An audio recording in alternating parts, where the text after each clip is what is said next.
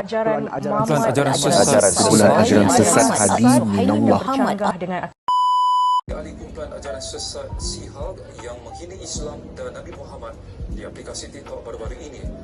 Tu dah nanya siapa?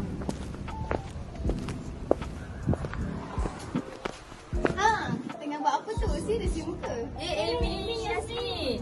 Tak, kita orang tengah tengok video dekat Twitter ni pasal ajaran sesat. Ketua Polis Johor, Datuk Kamrul Zaman berkata, identiti kesemua suspek berusia antara 20 hingga 30-an itu dikesan berdasarkan dua video yang tular di media sosial. Ish. Tapi sebenarnya apa ajaran sesat ni? Oh, aku tahu. Tanya Zan. Apa itu ajaran sesat? Ajaran sesat ialah apa-apa ajaran, fahaman atau amalan yang dibawa oleh orang Islam atau bukan orang Islam yang didakwa sebagai ajaran Islam sedangkan hakikatnya bukan daripada ajaran Islam. Bahkan bertentangan dengan Al-Quran dan As-Sunnah, ijma' dan qiyas serta pegangan ahli sunnah wal jamaah dan telah diputuskan sesat oleh Jawatan Kuasa Fatwa Negeri Selangor. Oh, faham. Sepatutnya kan kita kena lebih fokus lah kan dengan isu ajaran sesat ni. Bukan satu dua je, banyak dah kan. Betul. Tapi awak tahu ke ciri-ciri ajaran sesat supaya kita tak terjebak dengan ajaran sesat ni? Mestilah tahu. Pertama, mempersenda, menghina dan ingkarkan dengan Al-Quran iaitu sama ada sebahagian dari mana-mana ayat Al-Quran atau keseluruhannya, atau mengubah, menambah, meminda serta menafikan keaslian Al-Quran yang sedia ada sebagaimana iktikad ajaran Syiah dan Qadiani. Kedua, mempersenda, menghina dan ingkar syariat baginda Nabi Muhammad SAW iaitu ajaran yang mempersenda atau menghina atau ingkar dan menidakkan syariat yang baginda Nabi Muhammad SAW bawa baik secara keseluruhan atau sebahagiannya. Contoh, ajaran agama Bahai, Qadiani, ajaran Ayah Pin dan Tuhan Harun. Ketiga, menyamakan agama Islam dengan agama lain iaitu tiada bezanya agama Islam dengan agama selain Islam sebagaimana kefahaman liberalisme dan pluralisme yang cuba dipupuk oleh mereka yang berpentingan sama ada melalui medsos maupun penulisan-penulisan. Keempat, menjadikan silat sebagai wasilah bagi mendapat pengikut iaitu telah diharamkan Jabatan Kemajuan Islam Malaysia JAKIM pada tahun 1987 yang mana ajaran Nasrul Haq telah berselindung di belakang ayat-ayat suci Al-Quran dan hadis sehingga boleh mengelirukan orang lain tentang perkara-perkara yang gaib. Dan yang terakhir, mengamalkan wirid-wirid tertentu untuk mencapai makam tertentu iaitu sebagaimana yang diamalkan oleh ajaran tarekat yang sesat seperti tarekat Mufaridiyah yang difatwa sesat pada tahun 1987. Sepatutnya, wirid-wirid yang diamalkan adalah untuk mensucikan jiwa seseorang dari sifat mazmumah kepada seorang yang berjiwa mahmudah dan bukannya untuk menjadi insan suci setelah berwirid sehingga akhirnya meninggalkan syariat. Oh, macam tu. Semua benda yang kita buat ada kesan kan? Menganut ajaran sesat pun ada kesan ke? Mestilah ada. Jom ikut saya ketahui kesan-kesan ajaran sesat. Jom. Kisah-kisah ajaran sesat terbahagi kepada tiga. Pertama, individu. Kedua, masyarakat. Ketiga, negara.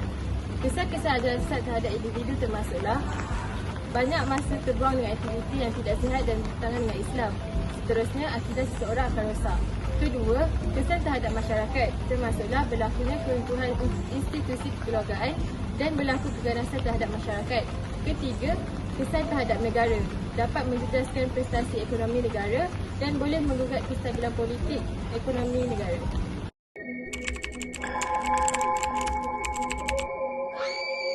Pertama sekali, individu.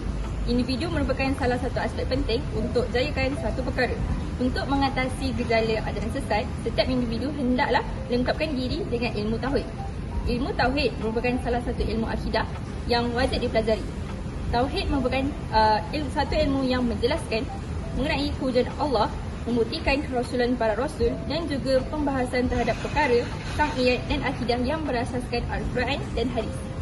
Tapi, tauhid tak cukup dengan hanya ucapan kalimah tauhid la ilaha illallah je. Penyerahan diri kepada Allah tanpa bergantung harap dengan perkara lain serta beriman dan berpegang teguh dengan landasan yang dibawa oleh Nabi Muhammad SAW iaitu Al-Quran dan juga hadis baginda. Perkara ini telah ditegaskan dalam firman Allah dalam surah An-Nisa ayat 36. Dalam era globalisasi ini, media massa memainkan peranan yang penting dalam menyebarkan berita sama ada positif atau negatif. Oleh itu, kita perlulah menggunakan peluang yang ada untuk menggunakan media massa dalam membanteras ajaran sesat.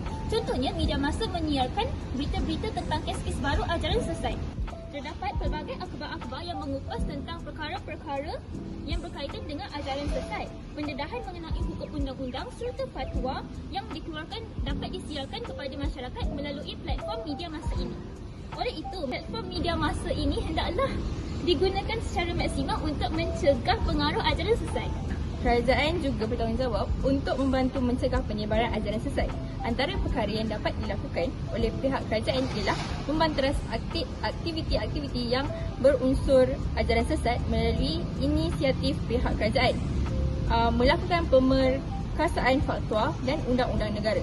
Pengharaman ajaran sesat merupakan antara fatwa yang selalu dikeluarkan dan diwartakan.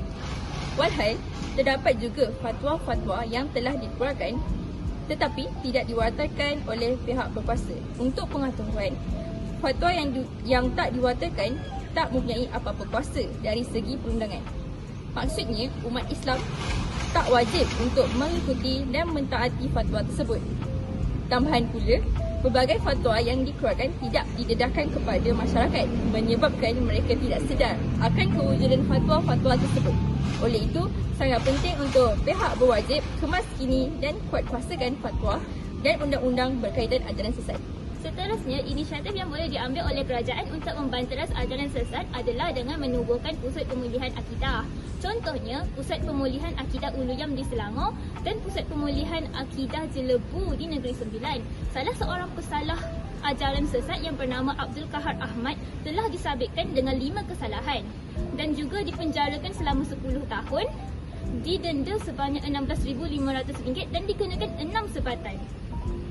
Bukan itu saja, dia juga turut menjalani proses pemulihan akidah di Pusat Pemulihan Akidah Baitul Mal Uluyam di Selangor. Di sini kita dapat saksikan bahawa pentingnya penubuhan Pusat Pemulihan Akidah ini bagi membantu para pesalah dalam ajaran sesat dan para pengikut ajaran sesat bagi mengembalikan mereka ke ajaran yang sebenar.